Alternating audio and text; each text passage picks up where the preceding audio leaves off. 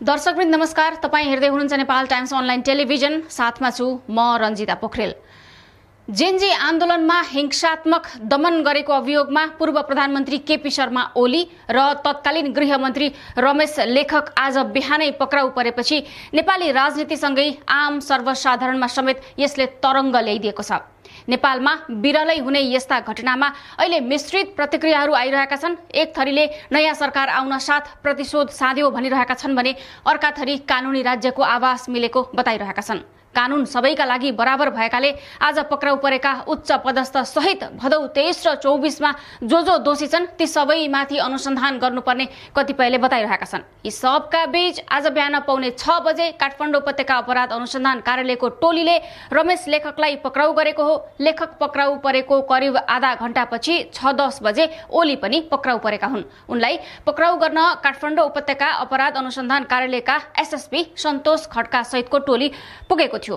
शुक्रबार बसेको मन्त्री परिषद बैठकले त्यो गौरी बहादुर आयोगको प्रतिवेदनले गरेको सिफारिस कार्यान्वयन गर्ने निर्णय गरेको थियो र बेलुकीबाटै कार्यान्वयन गर्न गृहमन्त्री सुदन गुरुङले नेपाल प्रहरी प्रमुख दान बहादुर कार्की र सशस्त्र प्रहरी प्रमुख राजु अर्यालसँग कुराकानी थालेका थिए। उनीहरूले पक्राउ गर्नु अघि कानुनी प्रक्रिया पूरा गर्नुपर्ने सुझाएका थिए। त्यसपछि मन्त्रालयले नै ओली र लेखक विरुद्ध जाहेरी दिएको थियो। जाहेरी अनुसार ज्यान सम्बन्धी कसुरमा अनुसन्धान गर्न तत्काल पक्राउ गर्नुपर्ने भन्दै प्रहरीले उजुरी पूर्जी तयार गरेको थियो। त्यसपछि ओली र लेखक पक्राउ परेका हुन्। यता पक्राउ गरिएका तत्कालीन प्रधानमन्त्री एवं एमाले अध्यक्ष केपी शर्मा ओलीलाई स्वास्थ्य परीक्षणका लागि महाराजगञ्ज स्थित त्रिवी शिक्षण टिचिङ अस्पतालमा लगिएको छ। आज बिहानै गुण्डु स्थित निवासबाटै गिरफ्तार गरिएका ओलीलाई मेडिकल चेक जाँचका लागि काठमाडौँ जिल्ला प्रहरी परिसरबाट टिचिङ अस्पताल पुर्याइएको हो। ओलीलाई टिचिङ अस्पतालको रेड जोनको 27 नम्बर बेडमा राखिएको छ। रेड जोनमा विशेष र जटिल प्रकारका बिरामीलाई राख्ने गरिन्छ। अब ओली र पूर्व गृहमन्त्री रमेश लेखकलाई पक्राउ परेको 24 घण्टाभित्र अर्थात् आइतबार काठमाडौँ जिल्ला अदालतमा हाजिर गराइनेछ। फौजदारी कानूनका विज्ञले बताए अनुसार उनीहरूलाई हेलचक्राइ गरी ज्यान मारेको अभियोगमा पक्राउ गरेको पुर्जी दिएर पक्राउ गरिएका कारण अदालतबाट समर्थन गराउनुपर्ने हुन्छ। पूर्व न्यायाधीश गौरी बहादुर कार्की नेतृत्वको जाँचबुझ आयोगले ओली र लेखकबाट लापरवाहीले ज्यान मार्ने घटना भएको ठहर गरे पनि संगठित अपराध पनि जोडिन सक्ने फौजदारी कानूनका जानकारहरूको भनाइ छ। जरुरी पक्राउ पुर्जी पहिल्यै लिइसकेको छ। भोलि अदालत लगेर थुना म्याद थप गर्ने कार्य हुन्छ। कर्तव्य ज्यान र संगठित अपराध दुवै मुद्दा चल्ने सम्भावना रहन्छ। फौजदारी कानूनका विज्ञहरू भन्छन् ज्यादती पनि जोडिएको हुँदा त्यसको कारणबाट सृजना भएका घटनामा थुप्रै अपराधहरूमा मुद्दा चल्न सक्छ। उनीहरूका अनुसार संगठित अपराधमा मुद्दा चलाउने अवस्थामा थप 90 दिन थुनामा रहनुपर्ने हुन सक्छ। फौजदारी संहिता 2074 को दफा 42 र 44 अनुसार संगठित अपराध जोडेर मुद्दा चलाइए परिस्थिति अर्को हुने केहीको पनि बुझाइ छ। अब यो अनुसार 90 दिन थुना र भिन्नै सजाय पनि हुन सक्छ। थप अरू अपराध भएकोमा पनि सरकारी वकिलबाट भिन्नै केस पनि जान सक्छ। दफा 42 र 44 लगाएर मुद्दा गयो भने थप अप्ठ्यारो पर्न सक्ने फौजदारी कानूनका जानकारहरूको भनाइ छ। अहिले आयोगले हेलचक्राइ पूर्वक भने पनि सम्पत्ति शुद्धिकरण समेत जोडिन सक्ने देखिएको छ। अहिलेसम्म कुनै आयोगको प्रतिवेदन कार्यान्वयन नभएको अवस्थामा यसपल्ट पहिलो पटक लागू गर्दा अवस्था यही हुन्छ भनेर अनुमान गर्न सकिने अवस्था पनि छैन। तर सुरुमा अदालतमा लगेर थुना म्याद थप गर्ने प्रक्रिया भने हुन्छ। त्यसपछि पक्राउ पुर्जी समर्थन हुन्छ। त्यसपछि के अनुसन्धान गर्ने हो त्यतातिर कानुनी कोर्स अघि बढ्ने अधिवक्ताहरू बताउँछन्। थुनाको कुरामा ज्यान मारेको कसुरमा अदालतको अनुमतिले 25 दिनसम्म थुनामा राखेर अनुसन्धान गर्न सकिन्छ। यसमा बढीमा 25 दिन हुन्छ। पछि अनुसन्धानबाट के देखिन्छ त्यसमा पनि भर पर्छ। कानूनविदका अनुसार भविष्यमा यसबाहेक सम्पत्ति नाश गरेको, घाइतेको ज्यान मार्ने उद्योग, ज्यान गइसकेकोमा ज्यान मुद्दा पनि चल्न सक्छ। नियतपूर्वक मारेकोमा पनि कर्तव्य ज्यान नै हो। मान्छे मर्न सक्छ भन्ने जान्दा जान्दै गोली हानेर घाइते बनाइएकोमा ज्यान मार्ने उद्योग र लापरवाही हुन्छ। मनसाय नराखेको भए हेलचक्राइ पनि हुन सक्छ। कानूनका जानकारहरू भन्छन् अब सरकारी वकिल र प्रहरीको समन्वय र सल्लाहमा छानबिन र अनुसन्धान अघि बढ्छ। जाँचबुझ आयोगको प्रतिवेदनले उनीहरूले लापरवाही गरेको ठहर गरेको थियो। त्यही लापरवाहीको कारण ज्यान मार्ने घटना भएको उल्लेख गरेको थियो। उक्त प्रतिवेदनका अनुसार पूर्व प्रधानमन्त्री केपी शर्मा ओली र तत्कालीन गृहमन्त्री रमेश लेखक, पूर्व प्रहरी महानिरीक्षक चन्द्रकुबेर खापुङ लगायतमाथि मुलुकी अपराध संहिता आकर्षित हुने उल्लेख गरेको थियो। मुलुकी अपराध संहिताको 281, 282 र 283 दफा अनुसार हेलचक्राइ गरी ज्यान मार्न नहुने भन्ने व्यवस्था छ।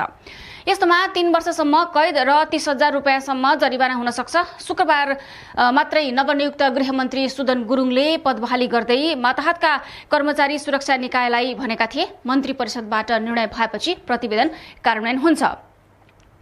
उनले गौरी बहादुर कार्की आयोगको प्रतिवेदन कार्यान्वयन गर्नेतर्फ संकेत गरेका थिए। सो क्रममा उनले हामी यहाँ कसरी आयौं भन्ने बिर्सन नहुने भन्दै जेनजी आन्दोलन मात्रै सम्झाएनन्, सबैलाई जेनजी शहीदको नाममा 1 मिनेट मौन धारण समेत गर्न लगाएका थिए। यो कार्यक्रम भन्दा पनि अघि उनले पदभार ग्रहण गर्ने बित्तिकै जेनजी आन्दोलनका घाइते शहीद परिवारहरूलाई पनि भेटेका थिए।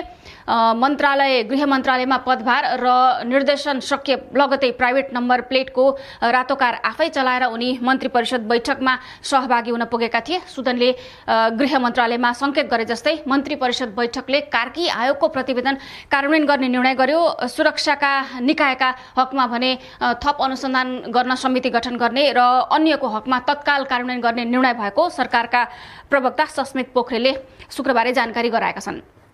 यो निर्णय लगत्तै गृहमन्त्री सुदनले मन्त्रालयमा नेपाल प्रहरीका आइजिपी दानबहादुर कार्की र सशस्त्र प्रहरी बलका आइजिपी राजु अरियालसँग छलफल गरे। करिब 2 घण्टासम्म प्रतिवेदन कार्यान्वयन गर्ने बारे सुदनले परामर्श र छलफल गरेका थिए। राति करिब 8:30 बजेतिर प्रहरी प्रधान कार्यालय र सशस्त्र प्रहरी बल हेडक्वार्टरले सर्कुलर जारी गर्दै शनिबार बिहान चुस्ता अर्थात् बर्दी सहित हेडक्वार्टरमा जम्मा हुन निर्देशन दिएको थियो। प्रहरी प्रधान कार्यालयले जवानदेखि एसपी सम्मलाई उपस्थित हुन भनेको थियो भने सशस्त्र हेडक्वार्टरले जवानदेखि एसपी सम्मलाई उपस्थित हुन निर्देशन गरेको थियो।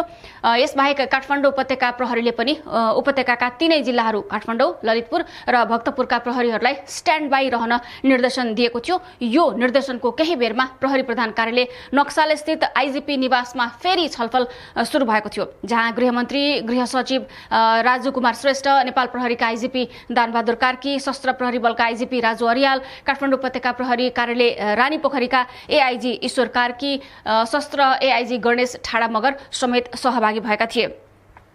काठमाडौँ उपत्यका अपराध अनुसन्धान कार्यालय टेकुका एसएसपी सन्तोष खड्कालाई पनि बोलाइएपछि उनी पनि केही बेरमा सहभागी भएर नक्सालबाट बाहिरिएका थिए।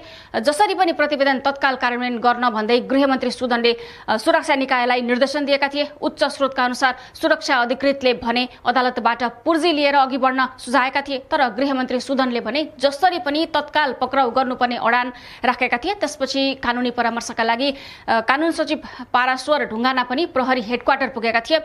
पक्राउ गर्दा हुन सक्ने सम्भावित सुरक्षा चुनौतीदेखि लिएर कानुनी प्रक्रिया बारेमा पनि लामो छलफल भएको थियो, तर गृहमन्त्री सुदनले जसरी पनि पक्राउ गर्नुपर्ने दबाब बढाएपछि प्रहरीले लिखित आदेश मागेको थियो। यति बेला रातको करिब 1:30 बजिसकेको थियो। यता प्रतिवेदन कार्यान्वयन गर्न भन्दै साँझै गृहमन्त्री सुदनले आइजिपीलाई निर्देशन दिएपछि सादा पोसाकका प्रहरीले शुक्रबार साँझबाटै निगरानी बढाएका थिए। ओली निवास गुण्डु र लेखक निवास कटुन्जेमा प्रहरीको उपस्थिति शुक्रबार साँझबाटै बाक्लो भएको थियो।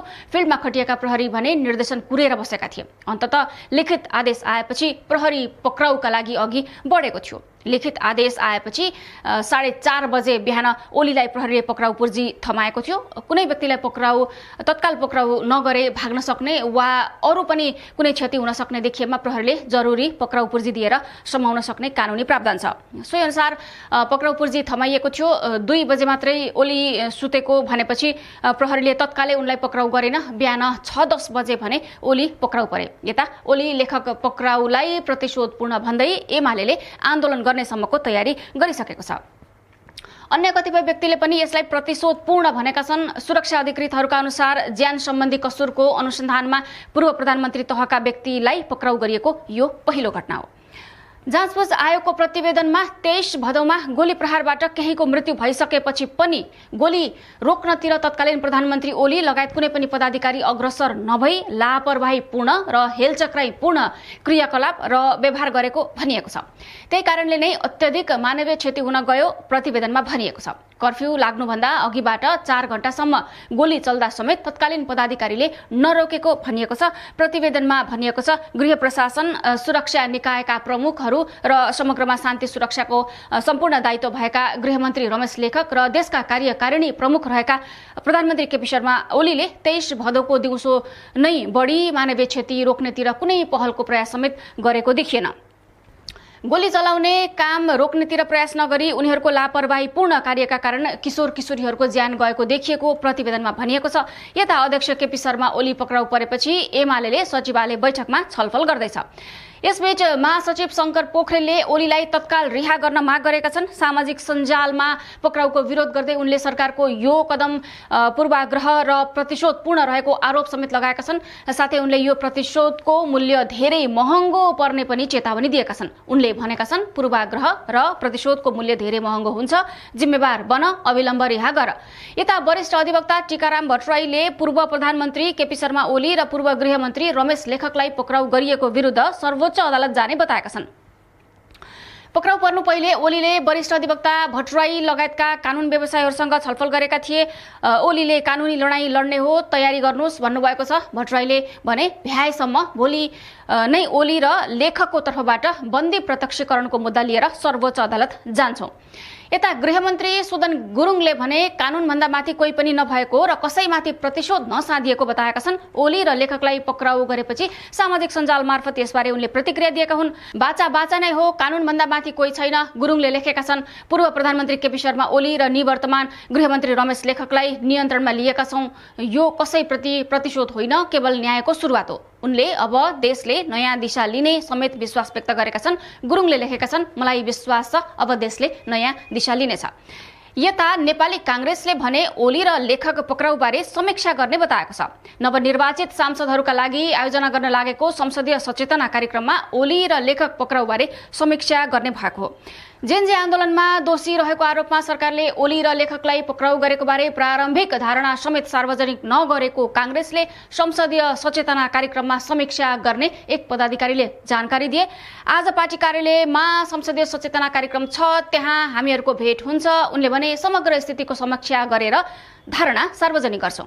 कांग्रेसले पार्टीका तर्फबाट संसदीय अभ्यास, प्रक्रिया एवं प्राथमिकता तथा पार्टीको प्रतिज्ञा पत्र बारे बुझाउन नवनिर्वाचित सांसदहरूका लागि शनिबार बिहान 11 बजेबाट संसदीय सचेतना कार्यक्रम सुरु गर्दैछ। कांग्रेसका नेताहरूले ओली लेखकको पक्राउबारे प्रतिक्रिया दिन मानेका छैनन्। घटनाको बुझाइबारे कांग्रेसमा मतभिन्नता छ, त्यसैलाई एकरूपता दिन उनीहरूले प्रतिक्रिया दिन नमानेका हुन्। यद्यपि आयोगको प्रतिवेदनलाई कांग्रेसले पनि प्रथम दृष्टिमै अपुरो र अधुरो भनेको छ। प्रतिवेदन अध्ययनका लागि कांग्रेसले कानूनका वेत्ता, शासन सत्तामा अनुभव भएका व्यक्ति र जेनजी आन्दोलनमा सहभागी भएका युवा अभियन्ता तथा विज्ञहरू सम्मिलित समिति बनाउने पनि भएको छ। बिहिबार सानेपामा आयोजित पत्रकार सम्मेलनमा प्रवक्ता देवराज चालिसेले उक्त समितिले कार्की आयोगसँगै राष्ट्रिय मानव अधिकार आयोगले सरकारलाई बुझाएको प्रतिवेदनहरू गहनतापूर्वक अध्ययन गरेपछि पार्टीले दृष्टिकोण बनाउने पनि बताएका छन्।